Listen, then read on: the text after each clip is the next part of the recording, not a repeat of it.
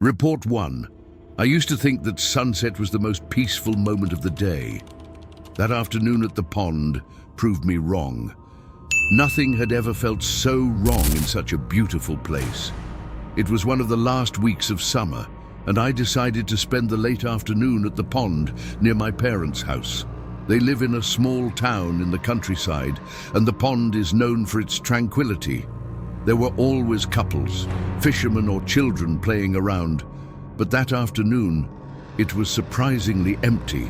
The sun was starting to set, painting the sky in shades of orange and pink.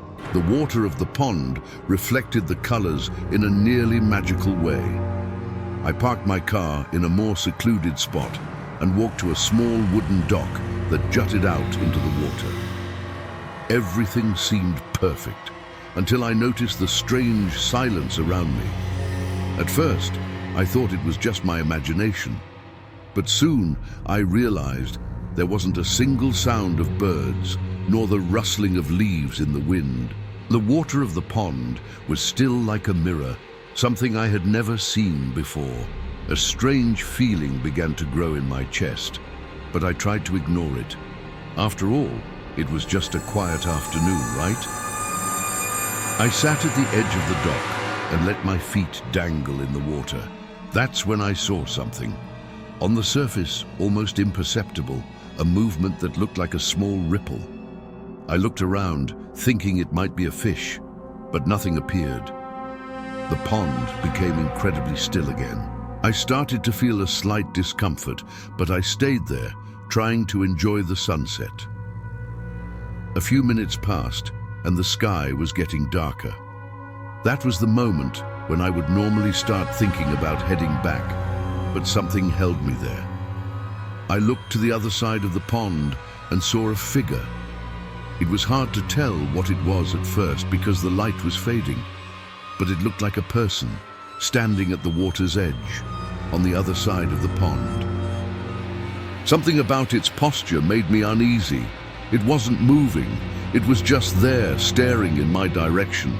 My first reaction was to wave, but the figure didn't respond. I kept staring, trying to understand who or what it was. Then, slowly, the figure began to walk, but not around the pond. It seemed to walk on the water. My heart raced. It didn't make sense. I tried to get up, but my legs felt frozen. The figure moved toward me, and as it got closer, I realized it had no face. It was a shadow, like a black hole in human form, absorbing any light around it. By this time, the sky was almost completely dark. I grabbed my phone to use the flashlight, but the screen just wouldn't turn on. I began to hear a low, constant sound, something like a hum that grew louder as the figure approached. When I finally managed to move, I ran to the shore, but when I looked back, I realized the figure was no longer on the dock. It had vanished. The silence returned, even more oppressive than before. I was breathless, trying to understand what had just happened. I got into my car as fast as I could and drove home, but something inside me told me I wasn't alone. The way back seemed longer than it should have, and the hum I heard at the pond echoed in my head. When I got home and looked in the rearview mirror for a second, I swear I saw that same shadow sitting in the back seat.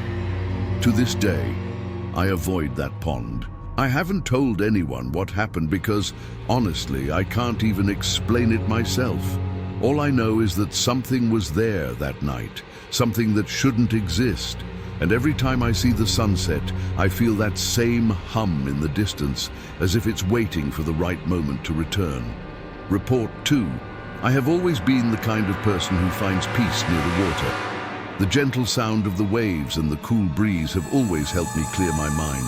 So when I had a tough day, I decided to go to the pond on the outskirts of town to watch the sunset. But that afternoon, I discovered that peace can turn into terror when you realize you are not alone. The pond was about a 20-minute drive from my house, a popular place during the day, with families having picnics and children running around. But at night, it was completely different. Almost no one stayed there when the sun began to set. I always thought that was strange, but also convenient. I like silence, and that empty place seemed perfect for forgetting the day's troubles. I arrived around 6 p.m. with the sky painted orange and purple. The parking lot was empty, except for my car. I walked along the trail that led to the edge of the pond, where there was an old wooden dock that jutted out over the water. I sat down there, letting my legs dangle, and enjoyed the sound of the water gently touching the edges of the dock. Everything seemed perfect, until something started to change. I first noticed the silence, not a natural silence, but a kind of silence that makes your skin crawl. There were no birds nor the sound of the wind in the trees. Even the water seemed too still, as if time had frozen. For a moment I thought it was my imagination, but then I saw something that made my heart race. On the surface of the water, there were small ripples. It was strange because the pond had been calm until then. I looked around, expecting to see a fish or a stone being thrown, but there was no one. The movement continued, as if something was moving just beneath the surface, circling the dock. I felt a chill, but I remained seated, trying to convince myself it was nothing.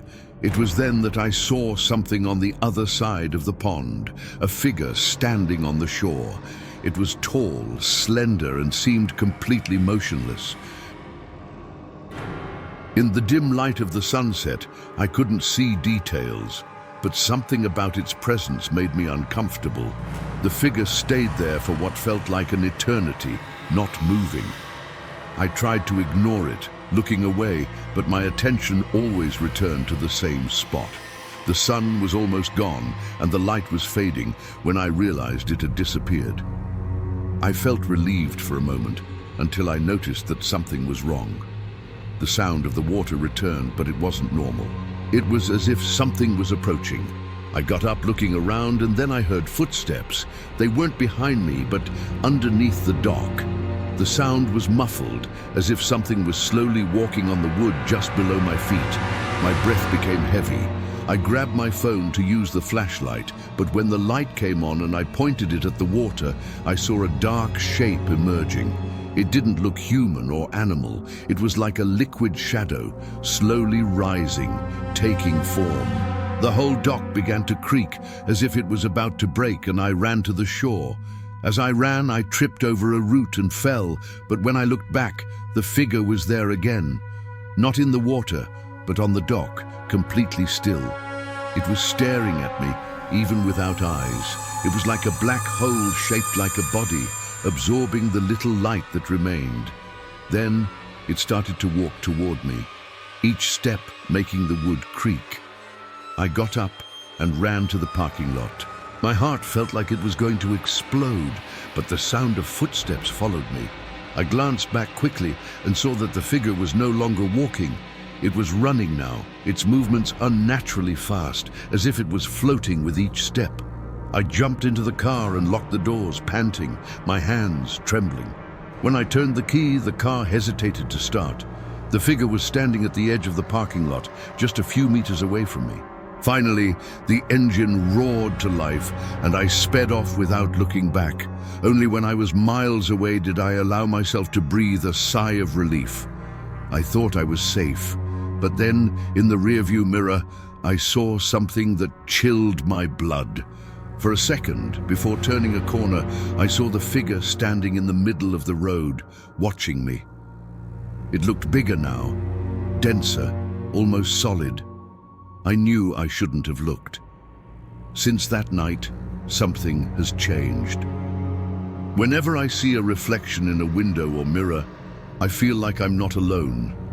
Sometimes, in the silence of the night, I hear the same sound of footsteps on the wood, as if it has never left me. I haven't returned to that pond, but I know that somehow it is still watching me.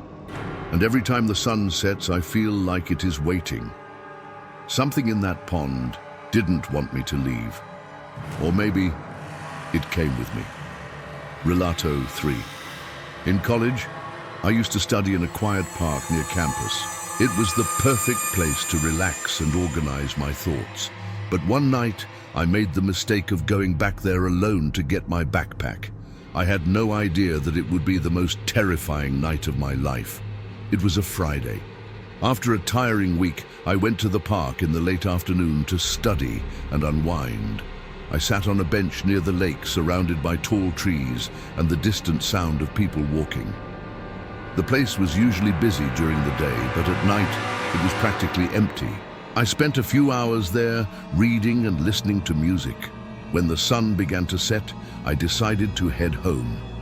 I packed my things into my backpack, but I got distracted when my phone vibrated. I picked up my phone and stood up, leaving my backpack forgotten on the bench.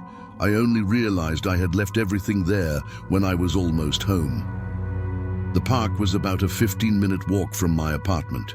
The clock showed it was almost 9 p.m., but since I needed my books and laptop to study over the weekend, I decided to go back. After all, it was a safe place, and I didn't expect to encounter anyone there at that hour. When I arrived at the park, the contrast with what I had left hours earlier was striking. There was not a single soul, just the sound of the wind rustling through the trees. The park lights were dim and the shadows seemed to stretch, making everything feel more sinister. I walked quickly to the bench where I had been earlier.